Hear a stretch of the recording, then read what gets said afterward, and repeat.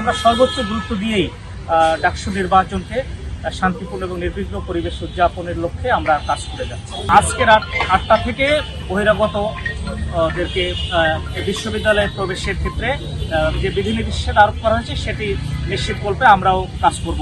আপনারা জানেন যে আগামীকাল ডাকসুর নির্বাচন অনুষ্ঠিত হতে যাচ্ছে। তো এই নির্বাচনকে কেন্দ্র করে ঢাকা মেট্রোপলিটন পুলিশের মাননীয় কমিশনার স্যারের নির্দেশনার আলোকে ইতিমধ্যে আমরা নিরাপত্তা পরিকল্পনা গ্রহণ করেছি এবং সেই পরিকল্পনার আলোকে আজ সকাল 6টা থেকে আমাদের যে ডিপ্লয়মেন্ট সেটি সম্পন্ন হয়েছে। তো আমরা আশা করছি যে আসন্ন নির্বাচন, ডাকসুর যে নির্বাচন সেটি শান্তিপূর্ণ এবং নির্বিঘ্ন পরিবেশে আমাদের এবং আমাদের ঢাকা বিশ্ববিদ্যালয়ের যে প্রক্টোরিয়াল টিম আছে সবার সার্বিক সহযোগিতায় একটি শান্তিপূর্ণ এবং নির্বিঘ্ন পরিবেশে নির্বাচনটি অনুষ্ঠিত হবে। আমাদের এখানে প্রথমত হলো যে চেকপোস্ট কার্যক্রম আছে, আমাদের পেট্রোল আছে, আমাদের যে ভোট কেন্দ্রগুলো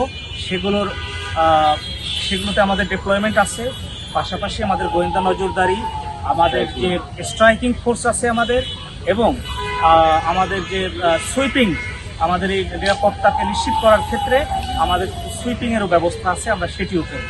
অর্থাৎ আমরা সর্বোচ্চ গুরুত্ব দিয়েই ডাকসু নির্বাচনকে শান্তিপূর্ণ এবং নির্বিঘ্ন পরিবেশ উদযাপনের লক্ষ্যে আমরা কাজ করে যাচ্ছি। আমরা কিন্তু ঢাকা বিশ্ববিদ্যালয়ের যে প্রক্টোরিয়াল টিম আছে এবং অথরিটি আছে, নির্বাচন কমিশন আছে, ওনাদের রিকোয়ারমেন্টস অনুযায়ী ওনারা আমাদেরকে যেভাবে সহযোগিতা চেয়েছেন বা চাচ্ছেন আমরা সেই আলোকে ওনাদের সহযোগিতা করে যাব এবং আমরা সেটি করতেছি এবং আশা করছি যে সবার সম্মিলিত প্রয়াসেই একটি ভালো পরিবেশে, সুন্দর নির্বিঘ্ন শান্তিপূর্ণ পরিবেশে নির্বাচন অনুষ্ঠিত হবে।